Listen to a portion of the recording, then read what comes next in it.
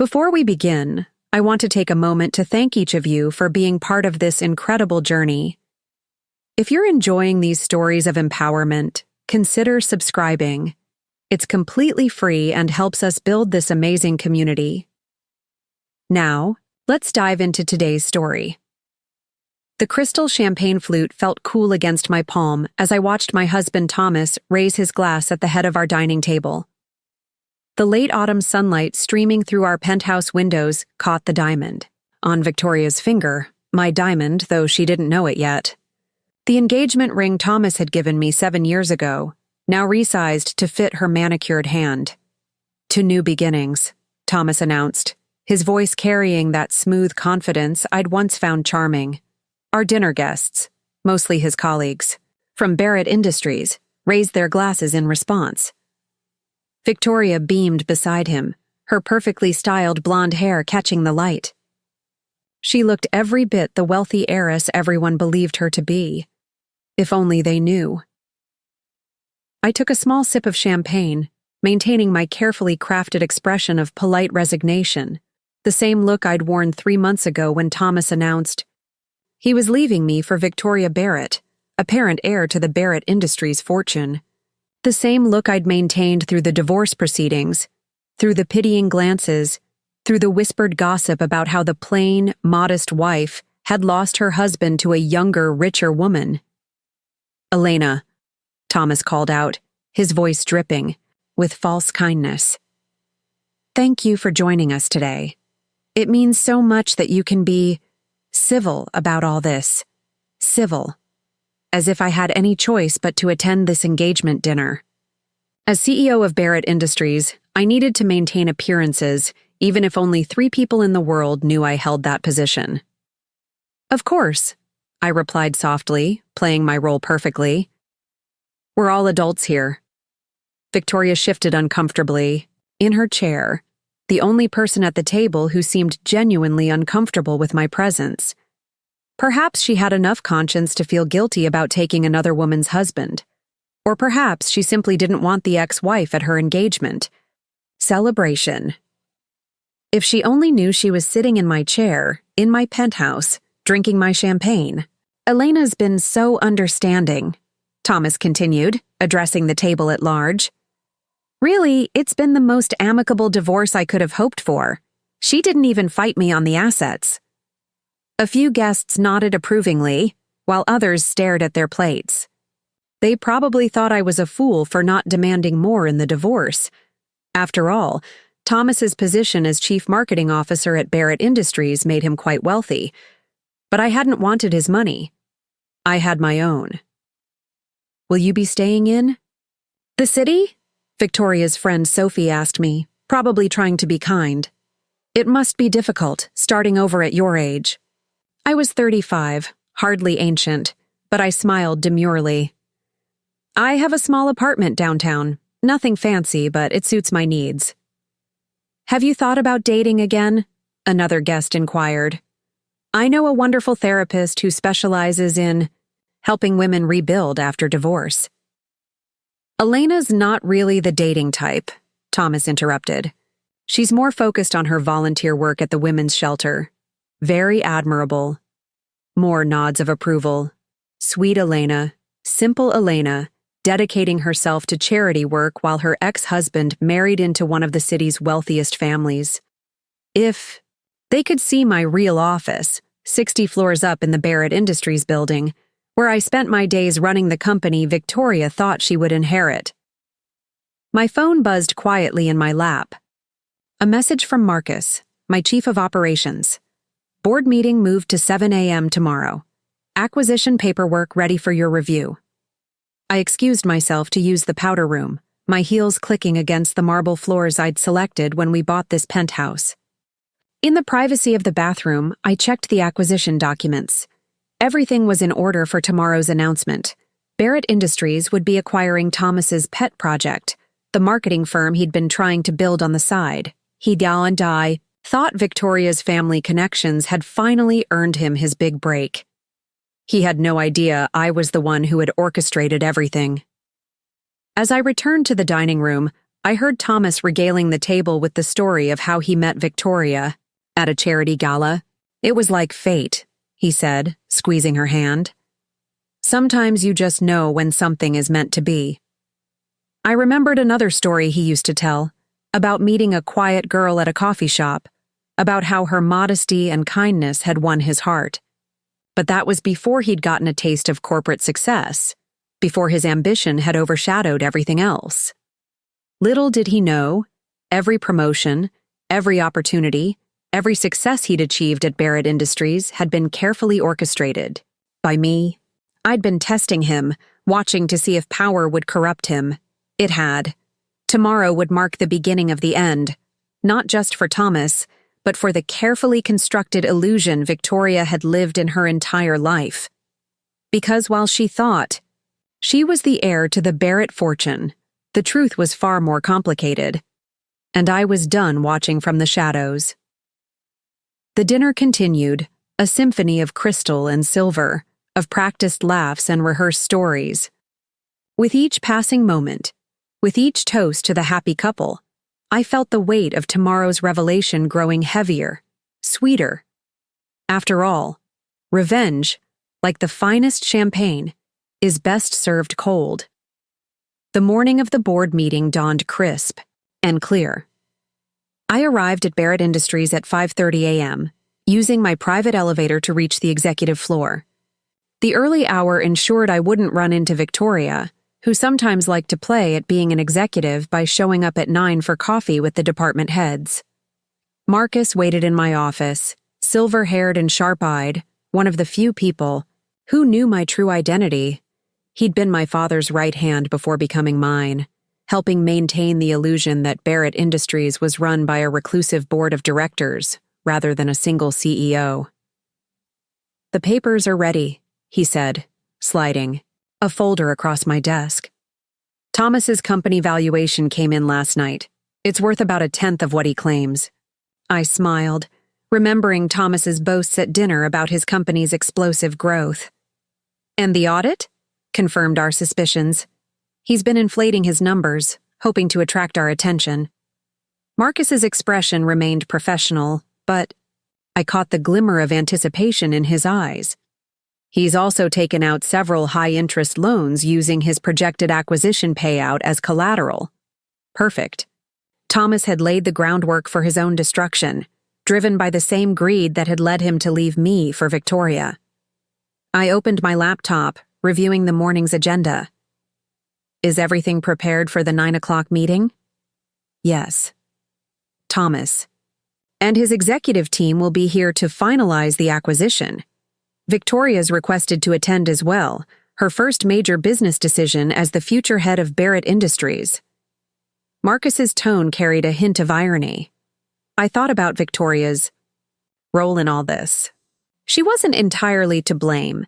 She'd been raised believing she would inherit her father's company, never knowing that James Barrett had sold his controlling interest to my father 20 years ago.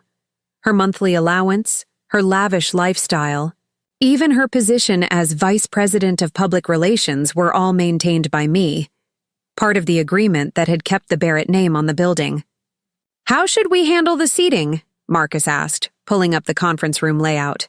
"Put Thomas next to Victoria. I want them to experience this together." I stood, walking to the window wall that overlooked the city. Somewhere down there, Thomas was probably rehearsing his presentation, dreaming of his imminent success. My phone buzzed, a message from Sarah, my head of security. "Mr. Morrison has arrived early, currently in the lobby with his team." "Let's give them the executive welcome," I instructed Marcus. "Full access passes, premium coffee service, the works. Let them feel like they've already won." Marcus nodded, understanding the strategy. In business, like in revenge, it was essential to let your opponents believe they were in control, right until the moment you pulled the rug out from under them. I spent the next hour reviewing the real acquisition documents, not the generous offer Thomas expected, but a hostile takeover that would absorb his company at a fraction of its claimed value.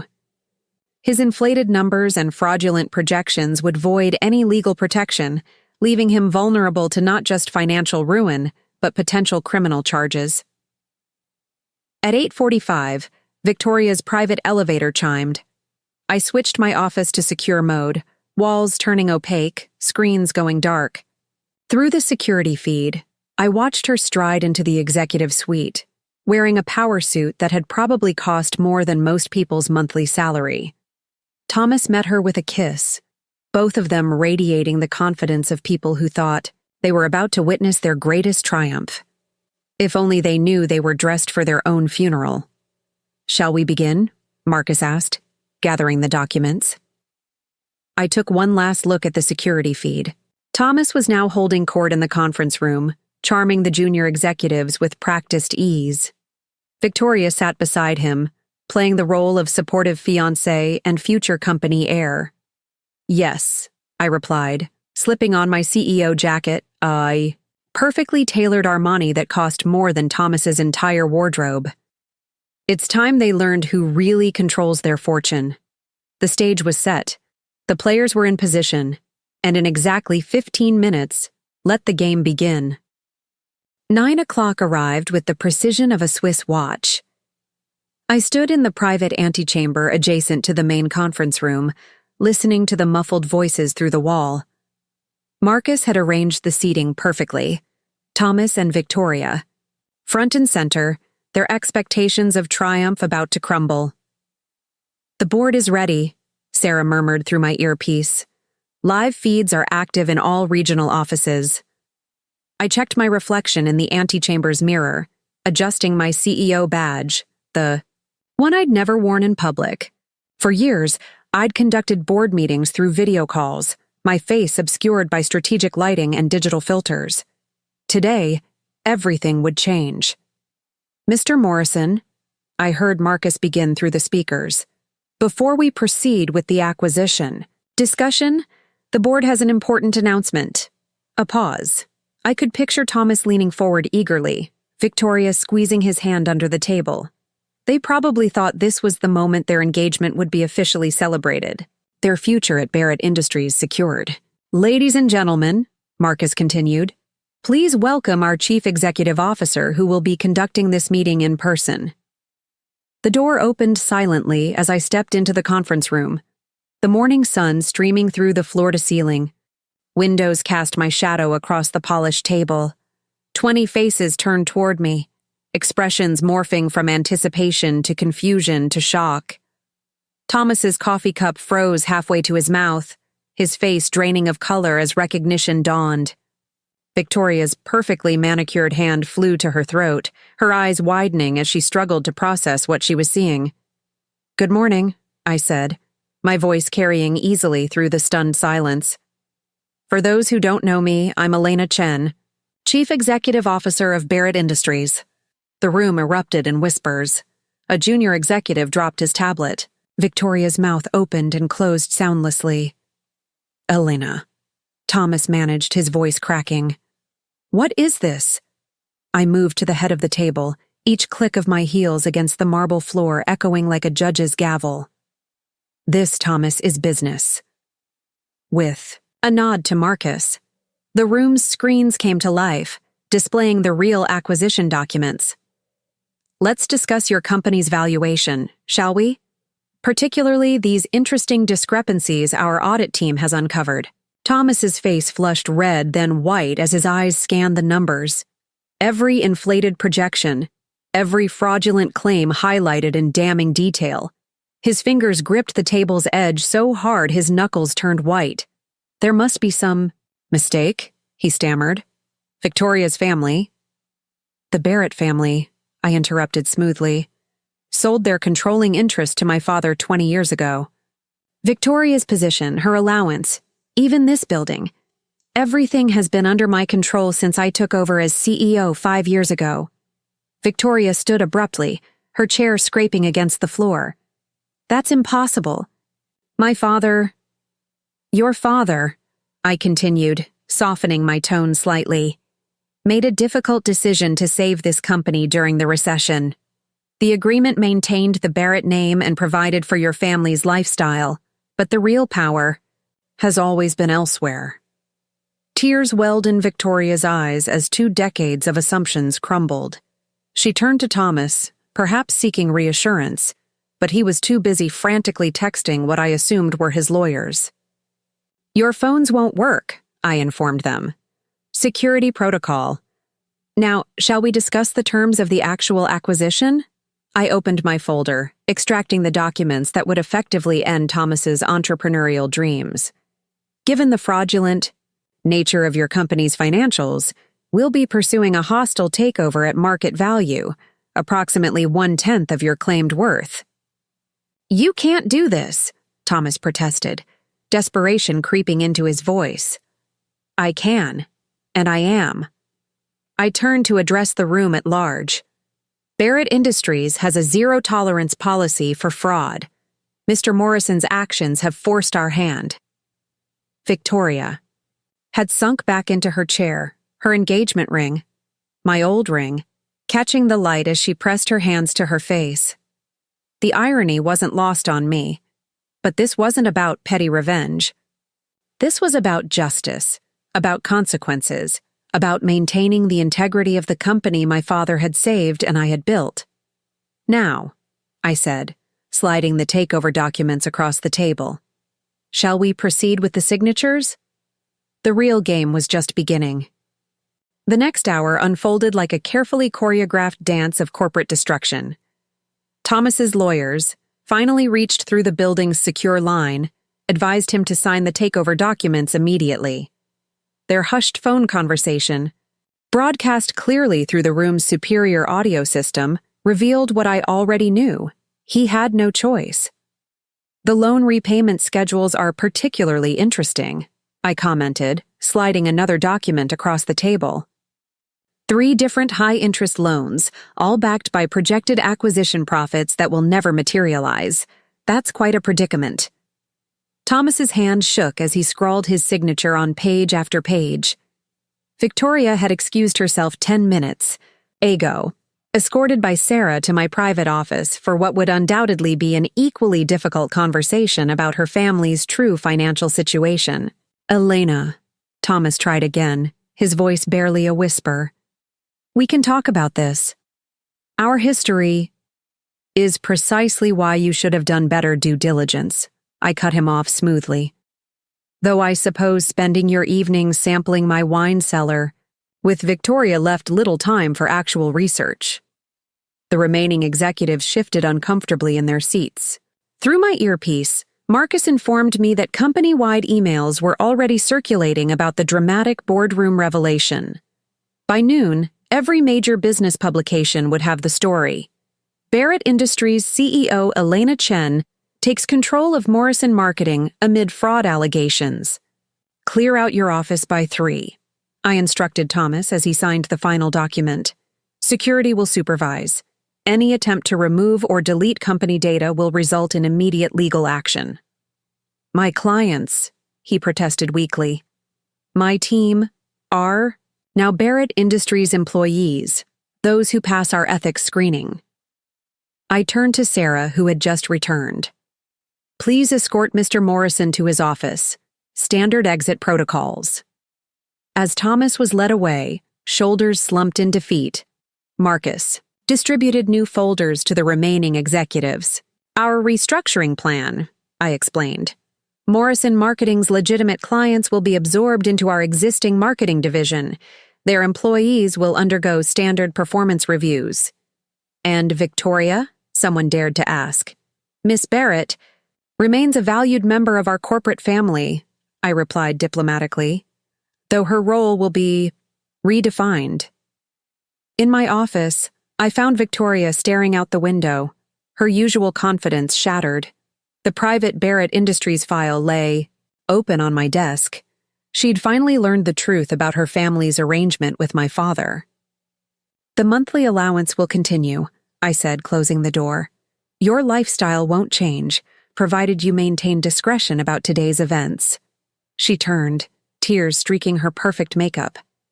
"Did you orchestrate all of this? Getting Thomas?" "To notice me, making him think—" "No," I interrupted firmly. "Thomas's choices were his own.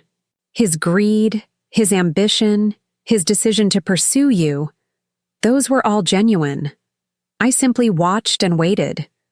For revenge? For justice. I sat behind my desk, the position of power now openly acknowledged. Thomas violated corporate ethics and federal laws. The consequences would have been the same regardless of his personal choices.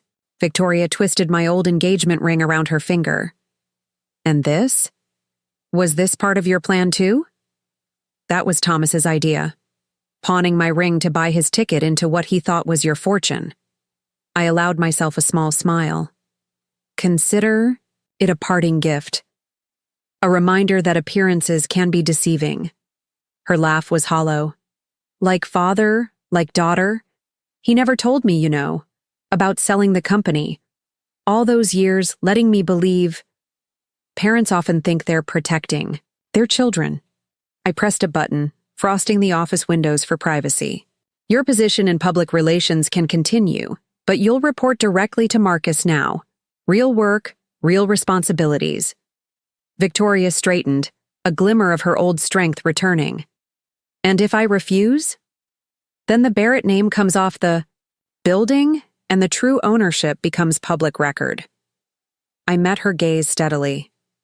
Your choice. She nodded slowly, understanding the new reality. As she left my office, head held high despite everything, I felt a mixture of respect and pity. She too had been playing a role all these years, though she hadn't known it. My phone buzzed, a message from Thomas's lawyer requesting a private meeting. Undoubtedly, they wanted to negotiate better terms. But as I watched Victoria's retreating figure through the security feed, I knew there would be no compromises. After all, in business as in life, true power lies not in the deals you make, but in the ones you walk away from. By 2 o'clock, the business world was buzzing with the morning's revelations. I watched from my office as CNBC ran their breaking news coverage. Mystery CEO of Barrett Industries revealed in dramatic corporate takeover. The stock had jumped 12% on the news. The market apparently approved of a CEO who could maintain absolute secrecy while orchestrating a perfect corporate strike. The PR team has prepared your official statement, Marcus announced, entering with a thick folder. And the private club memberships Thomas acquired through his position have all been revoked. I scanned the club cancellation notices with satisfaction. The Union League, the Metropolitan, the Alpine Club, all those exclusive spaces where Thomas had paraded Victoria around, bragging about their future empire. Now those same doors would be closed to him. His corporate credit cards? I asked, signing the necessary forms. Deactivated the moment he left the building, though he did try to make one last purchase, a rather expensive lunch delivery to his office while he was cleaning it out. I allowed myself a small smile. Denied, I assume? Of course. He had to pay cash. Marcus's expression remained professional, but his eyes twinkled. The security footage of that interaction is memorable. My phone buzzed with a message from Sarah. Thomas Morrison has left the building. Personal items secured and archived per protocol. Attempts to download client. Files blocked and logged. Send the evidence to our legal team, I instructed. Every attempted data theft strengthens our position. I turned to the wall of screens displaying various news coverage. The business channels were running side-by-side photos. Elena the modest, ex-wife at last night's dinner, and Elena the powerful CEO revealed this morning. A notification popped up on my private screen. Thomas had just posted on LinkedIn, attempting to control the narrative. Excited to announce new entrepreneurial opportunities. I forwarded it to legal. His non-compete agreement had clearly slipped his mind. Victoria's father is requesting a meeting, Marcus noted, checking his tablet. He's flying in from Monaco tonight. Schedule him for breakfast tomorrow, the usual place. James Barrett and I had a long-standing arrangement, monthly meetings, at an exclusive restaurant where we maintained the illusion of the Barrett family's continued corporate control. Tomorrow's conversation would be different.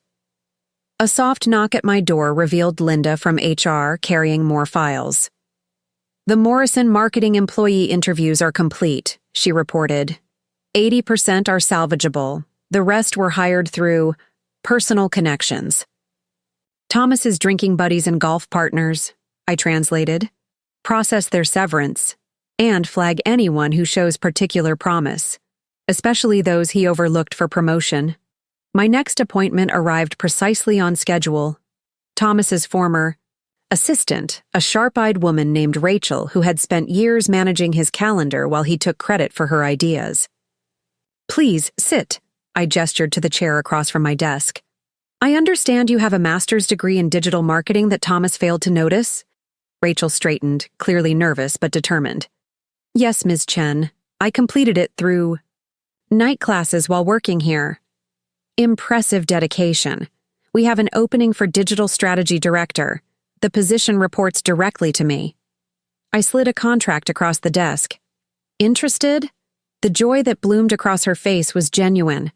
As she left with her new contract, I turned back to the financial reports. Thomas's creditors, sensing blood in the water, had begun calling in his loans. His attempt to leverage the acquisition into personal wealth had backfired spectacularly. "His Porsche has been repossessed," Sarah reported through the intercom. "And his realtor just listed the Hamptons house." I remembered that house, the one he'd bought to impress Victoria, claiming it was a family property. The down payment had come from selling my grandmother's antique jewelry collection during our divorce. Some losses cut deeper than others. "One more thing," Marcus added, pausing at the door.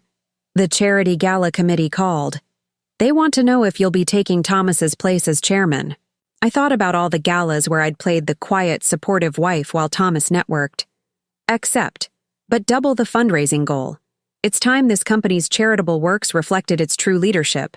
After all, real power isn't just about winning, it's about transforming victory into lasting change. The real work was just beginning. The evening settled over the city like a velvet curtain, office lights twinkling like stars against the darkening sky. I stood in my private elevator, descending to the secure parking level where James Barrett would be arriving any minute. He'd insisted on meeting tonight rather than waiting for our scheduled breakfast, his private jet landing at Teterboro just 30 minutes ago. "He's alone," Sarah confirmed through my earpiece. "Though he tried to bring his lawyer. We discouraged that." The parking garage was silent except for the click of my heels against concrete. James Barrett's Mercedes pulled in precisely at 8 p.m., the same car he'd kept from his CEO days, maintained now by my company's expense account. Elena. He emerged from the car, looking older than I remembered. His once dark hair had gone completely silver, his face lined with fresh worry. "We need to talk." "Your daughter already tried that," I replied, leading him to the executive conference room we kept on the secure level. "She's handling the situation better than expected." James sank into a leather chair, looking deflated. 20 years of keeping this secret, only to have it explode because of some fortune-hunting marketing executive. "Thomas was merely the catalyst," I corrected, pouring 2 glasses of the scotch James had always favored. This revelation was inevitable. Victoria deserved to know the truth. "I was protecting her," he protested weakly, accepting the drink. "After the recession nearly destroyed us, your father's buyout saved more than the company. It saved our family's reputation, our lifestyle, while making Barrett Industries more profitable than ever," I finished. "My father understood the value of the Barrett name, just as I do. That's why Victoria's position and allowance will continue." James took a long sip of scotch. "And Thomas? Victoria's devastated about the engagement." "Thomas made his choices. The fraud allegations alone would have ended his career. His personal decisions merely determined the timing." Through my tablet, I pulled up the latest financial reports. Barrett Industries stock had closed up 15%, adding billions to our market cap. The business world loved a well-executed power play. "The board wants to remove the Barrett name," I informed him, watching his face fall further. They think it's time to rebrand given the circumstances. You can't, he whispered. The agreement with your father is with me now, I reminded him, and I'm willing to maintain it, with some adjustments. Victoria will take a real role in the company, learning the business from the ground up. No more figurehead positions. Relief flooded his features. She's smarter than people realize. Given the chance, she'll earn her place, I agreed. Unlike Thomas, who tried to steal his. My phone buzzed with an update from Marcus. Thomas's attempt to access his frozen corporate accounts had triggered our security protocols. His passwords were now permanently revoked. There's something else, James said, pulling out an envelope. Thomas contacted me an hour ago. He's threatening to go public with the whole story. The secret buyout, the fake Barrett fortune, everything. I accepted the envelope, already knowing what we'd find inside. Our surveillance had caught Thomas's desperate email to James hours ago. Let him, I replied calmly. Every major business publication already has the real story, embargoed for tomorrow's news cycle. Barrett Industries reveals 20-year strategic partnership with founding family. Focus on innovation, growth, and mentoring next-generation leadership. James stared at me, understanding dawning in his eyes. You're not just managing the crisis. You're transforming it into an advantage. Crisis management is about controlling the narrative, I explained, remembering lessons learned at my father's knee. Tomorrow, Barrett Industries will be hailed for its long-term strategic thinking. Victoria will be positioned as an emerging leader, mentored by an experienced CEO, and Thomas will be revealed as a fraud who tried to manipulate his way into corporate power, James finished, a hint of admiration creeping into his voice. My phone buzzed again. Thomas had just received the press embargo notification. His lawyer's response was immediate. Full cooperation in exchange for minimal publicity. Your daughter deserves better, I told James, standing to end our meeting. Give her the chance to become more than just an heir. Let her earn her place in this company. As James left, I watched his car disappear into the night. Tomorrow would bring new challenges, new opportunities to reshape Barrett Industries. But tonight, I had one more task to complete. It was time to call Thomas's creditors. Dawn broke over the city with explosive headlines. Every major business publication led with our carefully crafted narrative. Barrett Industries reveals innovative 20-year succession plan. The Wall Street Journal praised our long-term strategic thinking. Bloomberg highlighted the seamless integration of next-generation leadership. Thomas is on CNBC, Sarah announced, turning up the volume on my office wall screen. My ex-husband sat in a remote studio, attempting to salvage his reputation. His usual polished appearance had crumbled, his tie slightly askew, dark circles under his eyes. The acquisition terms were predatory, he was saying, desperation bleeding through his practiced corporate smile. Elena Chen orchestrated this. Entire. The feed cut abruptly. Technical difficulties, the anchor announced smoothly. We'll be right back after this break. Remarkable timing, I commented to Marcus, who was reviewing the morning's social media analytics. Almost as if someone noticed their broadcast delay wasn't properly calibrated. Indeed, he replied dryly. In related news, CNBC's parent company just received an invitation to bid on Barrett Industries' new media contract. My private line rang. Thomas's biggest creditor, Meridian Capital. Ms. Chen? About Mr. Morrison's outstanding loans? Secure. Your interests immediately, I advised, examining my perfectly manicured nails. I've seen the real numbers. You're not the only one he borrowed from. The resulting domino effect took less than an hour. 3 banks called in their loans simultaneously. Thomas's remaining assets were frozen. The Hamptons house, already listed for sale, was now under court order. Victoria's doing well, Sarah reported, bringing in the mid-morning briefing. Her first real marketing meeting just ended? The team was impressed by her actual insights once she stopped playing the role of privileged heir. I nodded, genuinely pleased. Victoria's transformation from decorative figurehead to serious executive would be good for the company and for her. Mr. Morrison's former clients are calling, Marcus added. Apparently, he's been reaching out, claiming he can offer better rates through a new venture. Send them the non-compete documentation, I instructed, and forward his violation attempts. To legal. My screen flashed with an urgent message.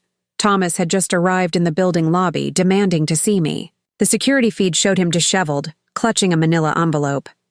Let him up, I decided. Full security protocol. 10 minutes later, Thomas burst into my office, flanked by 2 guards.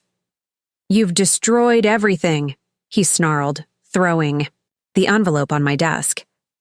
But I have proof.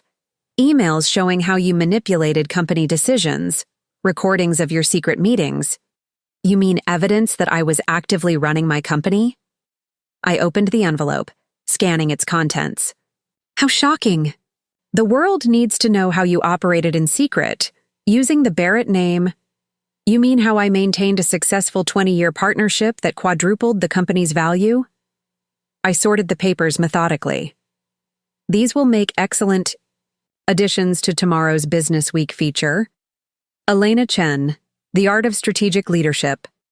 Thomas deflated slightly, his ammunition turning to ash. The loans. They're calling them all in. I'll lose everything. Much like you planned for me? I met his gaze steadily. When you liquidated our joint accounts before asking for divorce? When you sold my grandmother's jewelry to buy a house? For Victoria? I never meant to get caught. I pressed a button, and Sarah entered with a new set of documents. These are from your creditors.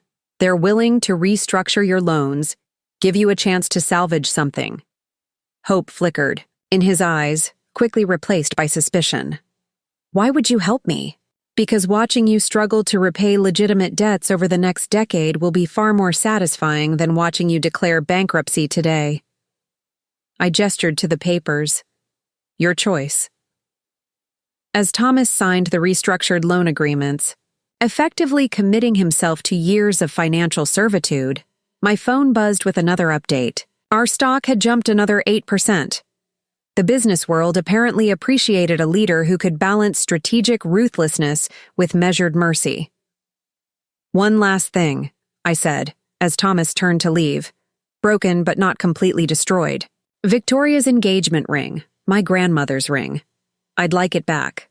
Sometimes the smallest victories are the sweetest, and I had plans for that ring. Late afternoon sun streamed through my office windows as I examined my grandmother's ring, now safely returned to its rightful owner. The antique diamond caught the light, casting prism patterns across my desk. Sarah had just finished sanitizing it. Victoria had surrendered it without protest, perhaps understanding its true significance. The Thompson Group is here, Marcus announced through the intercom. All 6 board members. Perfect timing. Barrett Industries' largest client had scheduled an emergency meeting after the morning's revelations. They'd been Thomas's primary account, drawn in by his promises of special treatment through his supposed Barrett family connections. Send them in, I instructed, slipping the ring into its vintage box. Time to convert another crisis into opportunity. The Thompson executives filed, and led by their CEO, Richard Thompson, a man who had spent the last year believing Thomas would be his link to the Barrett fortune. His face betrayed nothing, but his slightly loosened tie suggested discomfort. Ms. Chen, he began, taking a seat. Today's news was unexpected. Was it? I pulled up their account history on my screen. Your company has enjoyed preferential pricing for the past year, Mr. Thompson. Surely you wondered about the sustainability of those rates. He shifted uncomfortably. Thomas assured us that his future wife's family connections would protect your sweetheart deal, I finished smoothly, a promise he had no authority to make. The other board members exchanged glances. They'd built their annual projections around Thomas's promised rates that had been bleeding Barrett Industries, of profit. However, I continued, I've reviewed your complete portfolio. Your company's actual innovation potential is impressive, despite Thomas's mismanagement. I'm prepared to offer a new partnership structure. Sarah distributed folders containing my proposal. As the executives reviewed the terms, their expressions shifted from concern to intrigue. The rates were higher than Thomas's unsustainable promises, but lower than our standard pricing, in exchange for Thompson Group becoming our beta testing partner for new marketing technologies. This is actually better than our original arrangement, Richard admitted, studying the projections. Because it's based on real value, not empty promises. I gestured to Victoria's empty office across the hall. Your new account manager will be starting next week. Someone who understands both innovation and accountability. Rachel Mills? Richard read from the document, surprised. Thomas's former assistant? The same Harvard MBA he kept relegating to coffee runs, I confirmed. I believe you'll find her. Insights more valuable than her predecessor's empty networking.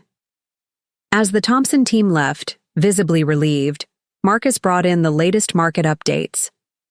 Barrett Industries stock had stabilized at record highs. Our corporate governance now rated AA by all major agencies. Thomas's old country club called, Sarah reported, entering with fresh coffee. They're offering you his canceled membership. Apparently, they've had a sudden opening in their executive tier. I smiled, remembering all the times Thomas had excluded me from his club activities, claiming I wouldn't be comfortable in such elevated circles. Decline, but donate the membership fee to their staff education fund instead. My phone buzzed with a message from Victoria. First client presentation completed. They loved the new digital strategy. She's adapting well, Marcus observed, reviewing her department's analytics. The team actually listened once she started contributing real ideas instead of just trading on her name. A notification popped up on my secure screen. Thomas had just been spotted trying to enter his old client's offices through their parking garage. Security had denied him access, adding another violation to his mounting non-compete infractions. His new studio apartment lease came through, Sarah noted, checking her tablet. It's above a convenience store in New Jersey, quite a change from the penthouse. I thought about the modest apartment I'd maintained during my marriage, the one Thomas had mocked as beneath him. Have his first loan payment reminder sent there, certified mail. The day's final report arrived. Our HR department had completed reviewing all of Thomas's personnel decisions. Dozens of qualified candidates he'd dismissed for not fitting his executive image were being contacted for new interviews. The Charity Gala Committee sent over their proposed guest list, Marcus mentioned. They've seated Thomas at the singles table in the back kitchen. Adjust the seating, I instructed, surprising them both. Put him at the main table where he can watch everything he lost. Sometimes the best revenge isn't about exclusion. It's about forcing them to witness what they could have had. The Metropolitan Museum's grand ballroom sparkled with old money and new power.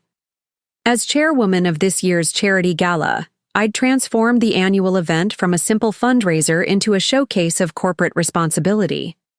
The guest list had been curated with surgical precision.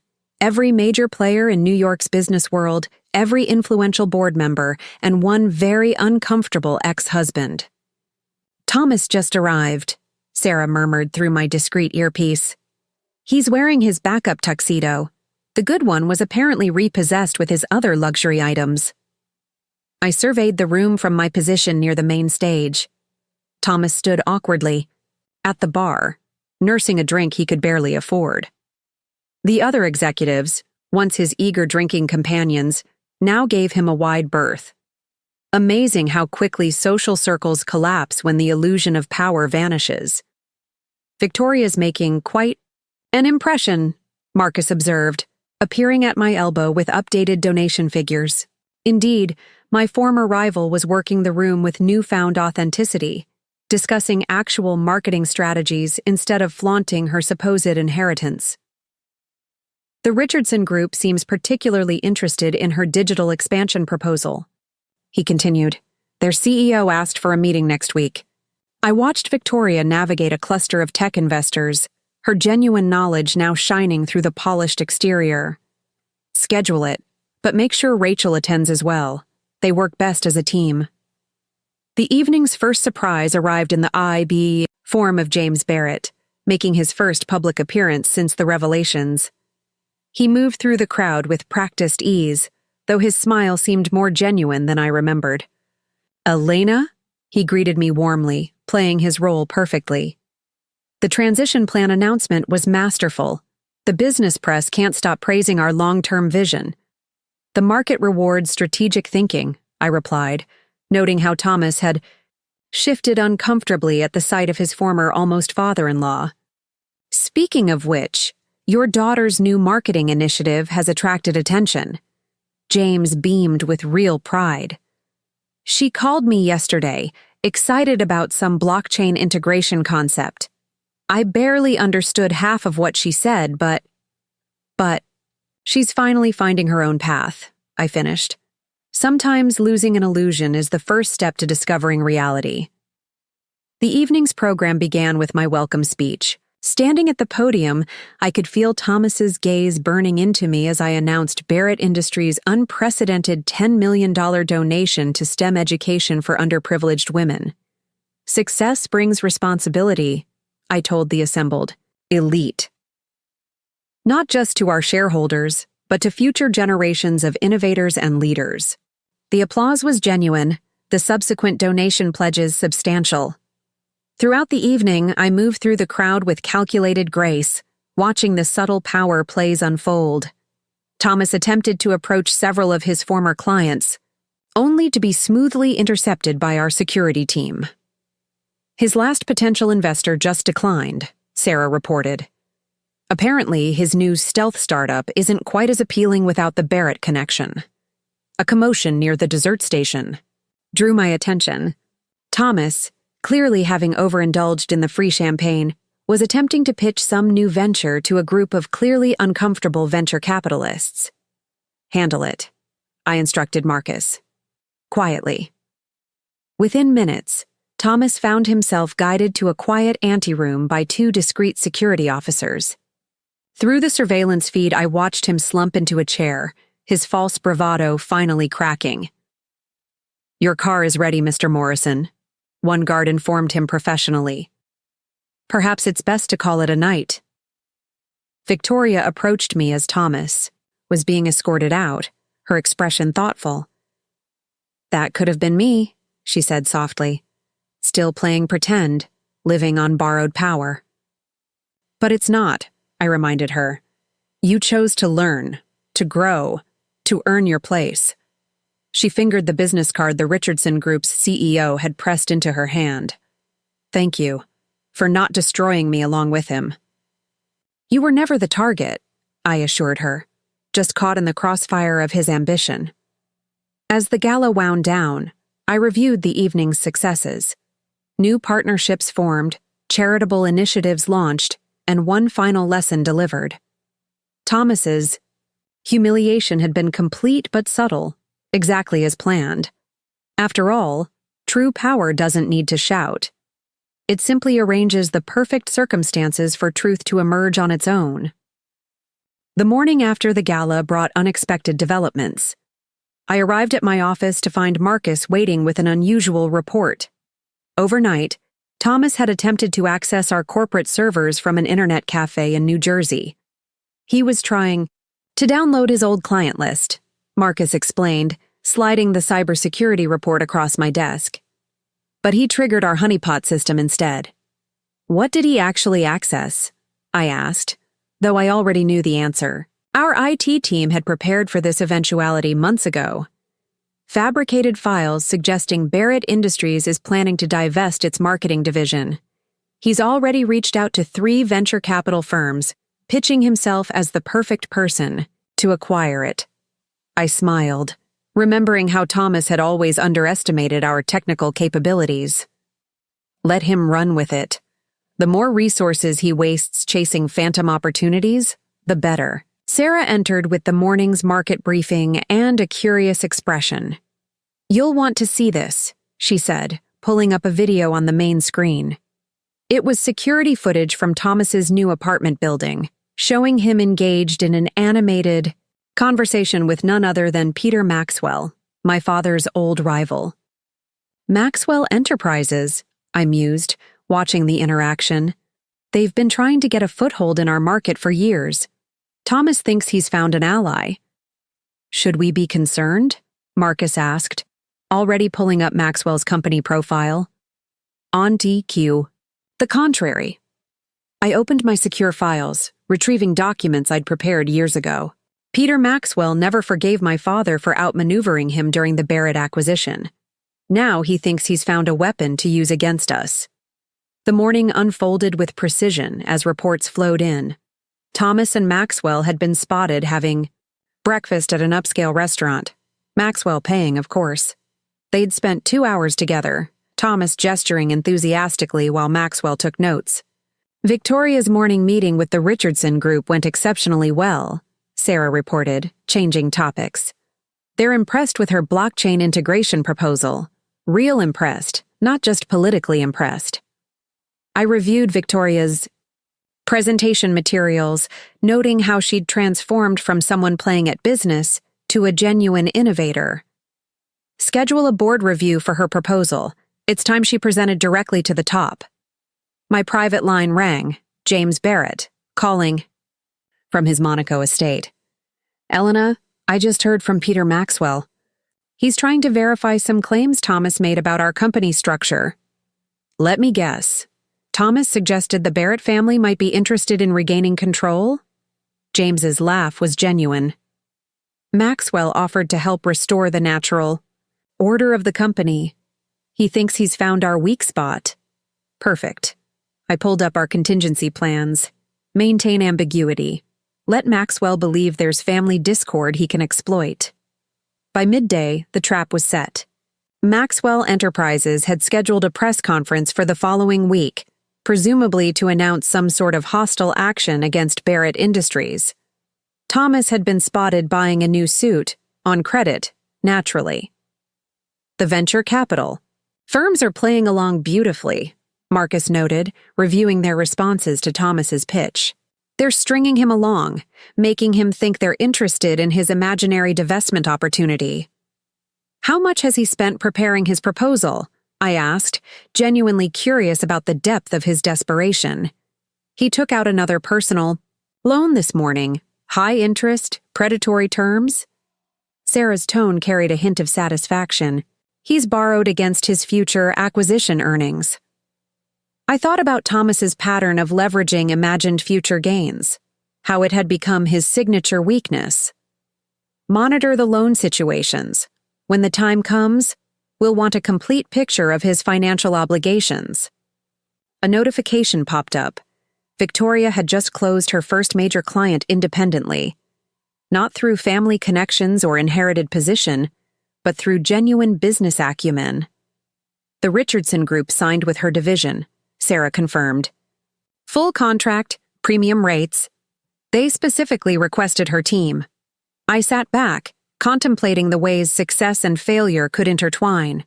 While Victoria rose through genuine merit, Thomas descended further into his web of deceptions and borrowed confidence. "One more thing," Marcus added, pausing at the door. "Maxwell's team has been researching your father's original Barrett acquisition. They think they've found a legal weakness." "Have they?" I asked, already knowing the answer. "No. They've found exactly what we wanted them to find." Sometimes, the best trap is the one your opponent thinks they've discovered on their own. The Maxwell Enterprises press conference was scheduled for 10 a.m., but by 8 a.m., our plan was already in motion. I sat in my office, watching multiple screens track various pieces moving into place. Thomas had arrived at Maxwell's headquarters, an hour early, wearing his new suit, practically vibrating with misplaced confidence. "The SEC filing is ready," Marcus announced, entering with a thick folder. "Everything's prepared exactly as discussed." I reviewed the documents one final time. For months, we'd let Maxwell's team think they were secretly investigating Barrett Industries' ownership structure. They'd found precisely what we'd wanted them to find: apparent weaknesses in the original acquisition, suggestions of improper documentation, hints of family discord. "Victoria's here," Sarah reported through the intercom. "She seems amused." Indeed, my former rival entered my office with a knowing smile. "Peter Maxwell just called my father again, trying to confirm their secret alliance against you.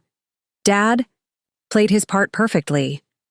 And Thomas believes Maxwell will help him regain his position?" I asked, though I already knew the answer. Victoria's laugh was genuine. "He's convinced this press conference will expose your fraudulent control of the company. He thinks Maxwell will emerge as his corporate savior." On the screens, I watched Maxwell's team assembling for their announcement. Their legal department looked particularly pleased with themselves, clutching folders of what they thought was damaging evidence. "The Richardson Group integration is complete," Marcus noted, checking his tablet. "All client data secured and transferred before Maxwell's announcement." I nodded, remembering how Thomas had bragged about bringing Richardson to Barrett Industries through his personal connections. Now they were firmly under Victoria's management, their contracts ironclad. "It's starting," Sarah announced, turning up the volume on the main screen. Peter Maxwell took the podium, his silver hair perfectly coiffed, his expression grave. Thomas stood to the side, trying to maintain a dignified pose despite his obvious excitement. "Maxwell Enterprises has uncovered serious irregularities in Barrett Industries' corporate structure," Maxwell began, his voice carrying that practiced tone of corporate concern. "The original acquisition of the Barrett family interests appears to have been improperly documented." I pressed a button on my desk. Instantly, every major financial newswire lit up with Barrett Industries' own announcement: "Strategic merger completed. Barrett Industries acquires Maxwell Enterprises' digital division." Maxwell faltered mid-sentence as aides rushed to the podium with urgent messages. On our screen, we could see the moment he realized what had happened. "The SEC filing is public," Marcus confirmed, watching the markets react. "Maxwell's shareholders are already calling for an emergency board meeting." Through the security feed, we watched Thomas's expression shift from triumph to confusion to horror as he realized his new ally had walked into a trap. "Should I tell him who orchestrated the merger?"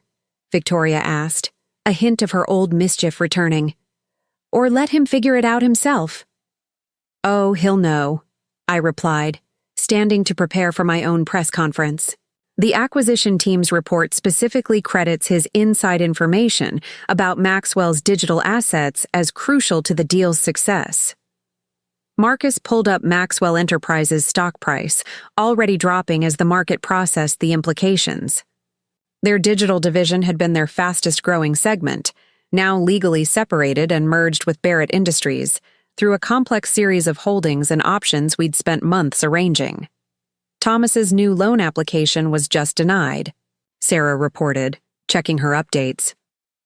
Apparently, his association with Maxwell's failed takeover attempt makes him a high-risk client. I straightened my jacket, preparing to address the press. In 10 minutes, I would announce how Barrett Industries had protected itself from a hostile action by acquiring the aggressor's most valuable division. The business world would see it as a masterclass in corporate defense. "One last thing," Marcus added as we headed to the conference room.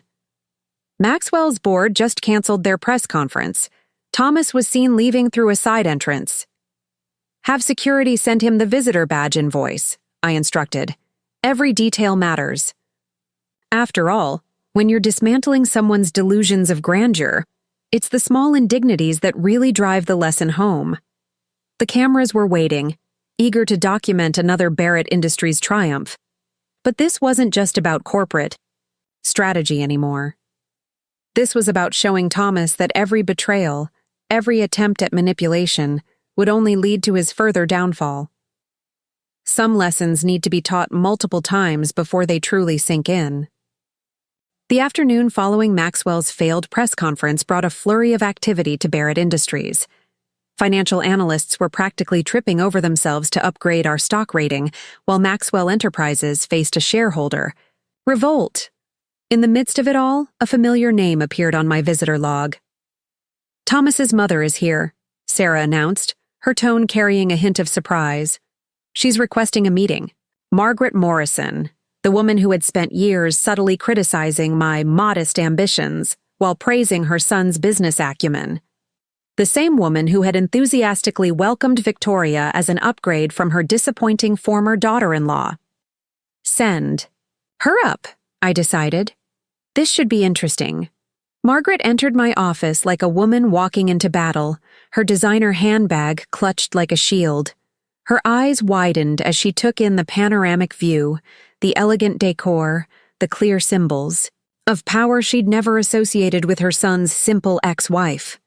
"Elena," she began, then faltered, clearly struggling with the shift in dynamics. I need to discuss Thomas." Of course, I gestured to a chair. "How is he handling his latest setback?" She flinched at my directness. "He's staying with me.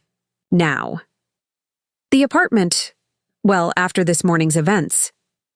"His landlord discovered his connection to the Maxwell debacle and revoked his lease," I finished, consulting my screen. "Apparently, being associated with a failed corporate raid attempt makes one an undesirable tenant." "He's not eating," Margaret blurted out.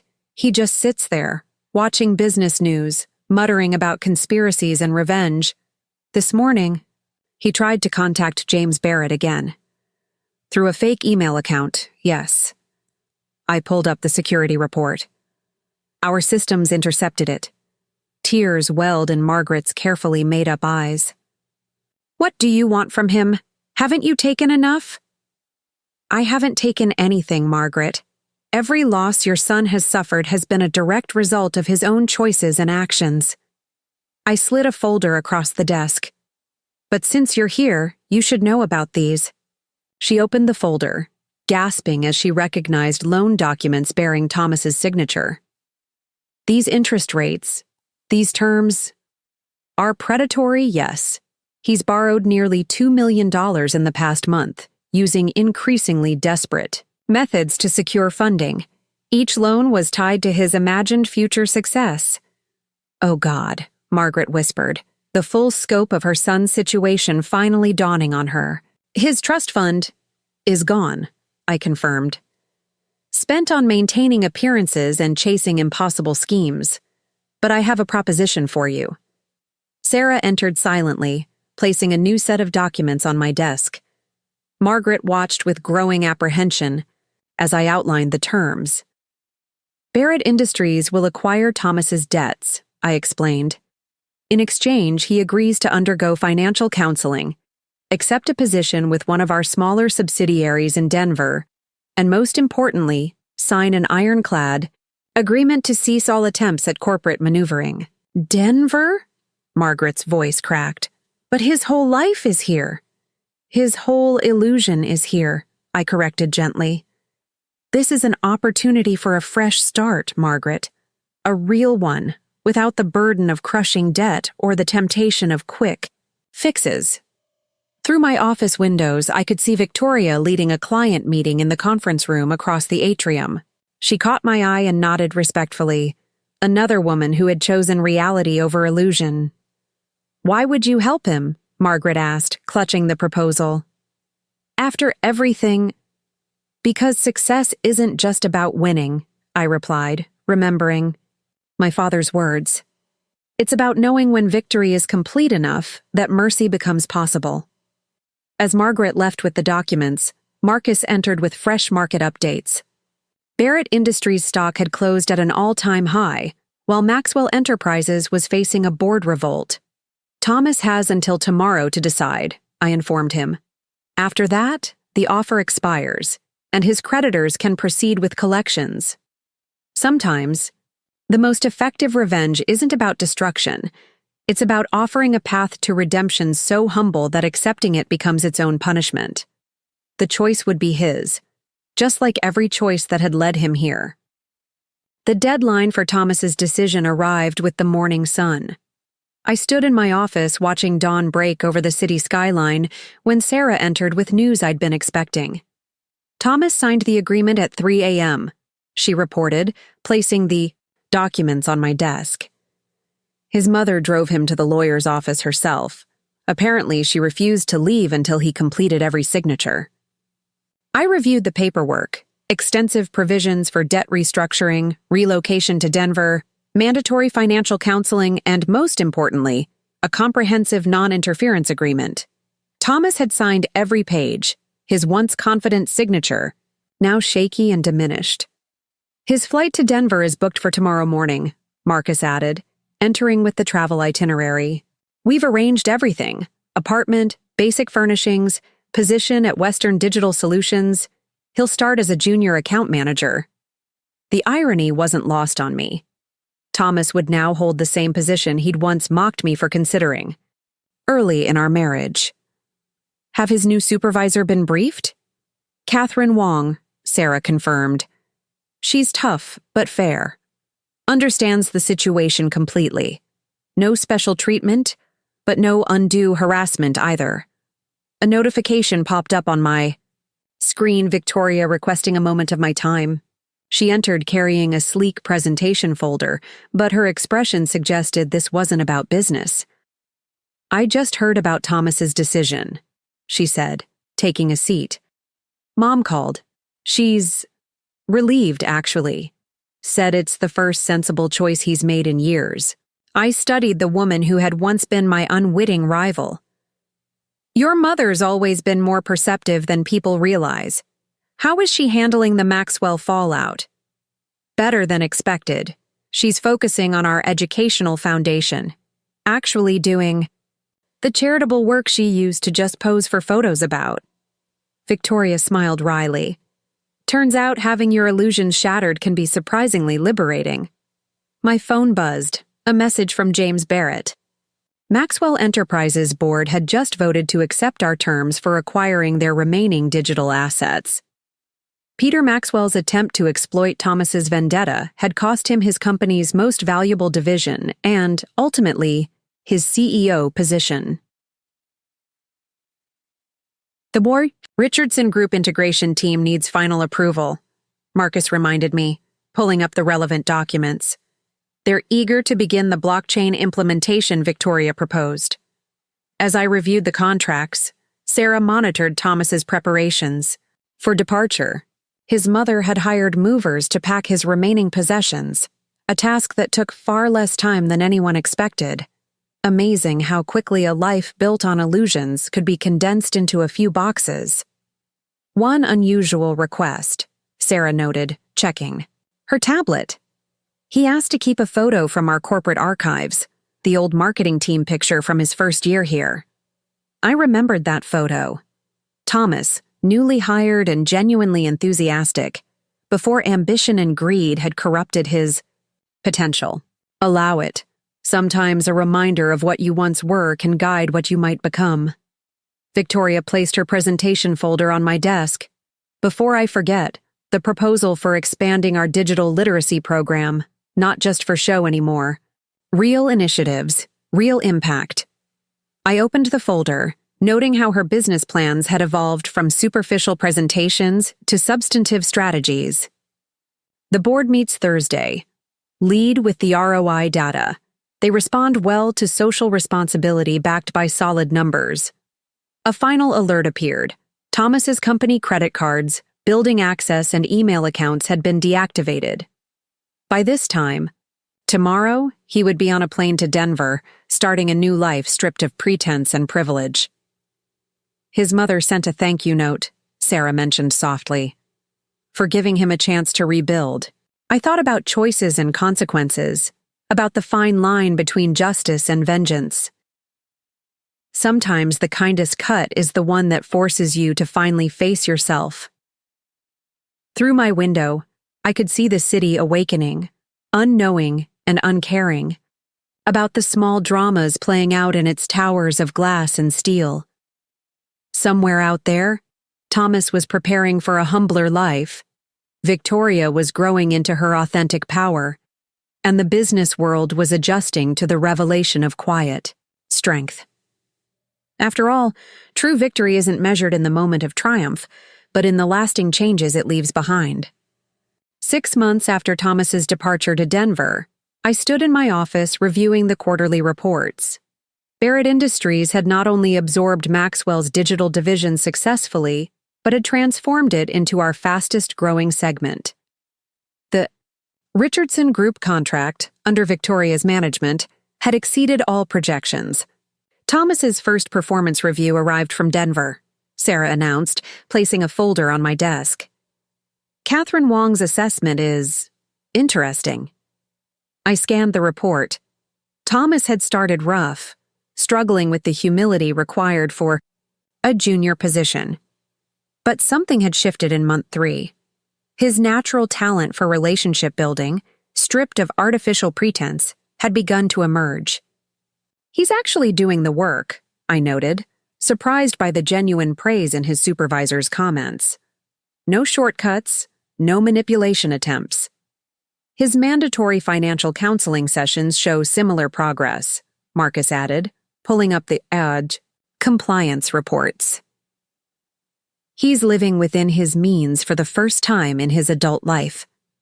A notification popped up, Victoria requesting a video conference from London, where she was overseeing the European expansion of our digital initiatives. Her image appeared on my screen, poised and professional in a way that had nothing to do with her former artificial polish. Elena, the Oxford partnership is confirmed, she reported, her excitement genuine. They want to integrate our blockchain education platform across their business school curriculum. I thought about how far she'd come from the woman who had once thought her only value lay in her family name. Schedule a board presentation for your return. This could be a global game changer. My private line rang, James Barrett calling from his new office at the charitable foundation he now ran with his wife. Their focus on corporate ethics and sustainable business practices had earned genuine respect in the industry.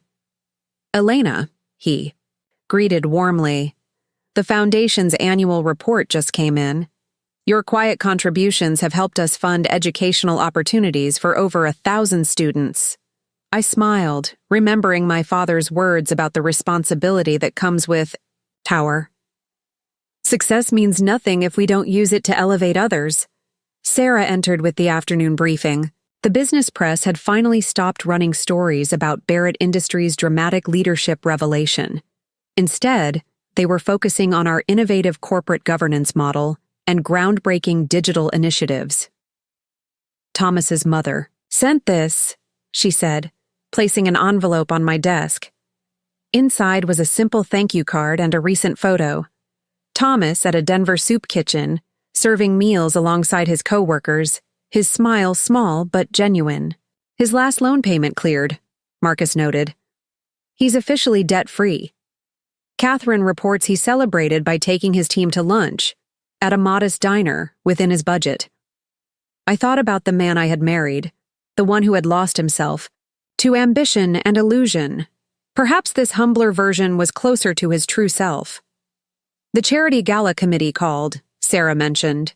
They're planning a tribute to your father's business legacy. They'd like you to deliver the keynote. I picked up my grandmother's ring from its place on my desk, the one Thomas had pawned, the one Victoria had returned. Its diamond caught the late afternoon sun, casting fragments of light across my success. Have the ring redesigned? I instructed Sarah. Something modern but incorporating the original stone. It's time for new traditions. Through my window, I could see the city stretching toward the horizon. Somewhere out there, Thomas was learning to live authentically. Victoria was building a legacy of her own. The Barretts were finding purpose in philanthropy. And I had stepped fully into my power, no longer hidden behind masks or shadows. The business world had adjusted to the revelation of quiet strength, learning that true authority doesn't need to announce itself to be felt. One last thing, Marcus said, pausing at the door. The business school called. They'd like you to give a guest lecture on corporate leadership. I smiled, thinking of all the lessons learned and taught. Title the lecture, Power and Patience, The Art of Strategic Leadership. After all, the best revenge isn't about destruction. It's about transformation. Sometimes the quietest person in the room isn't just the most powerful. They're the one most capable of changing everything. Theo. End.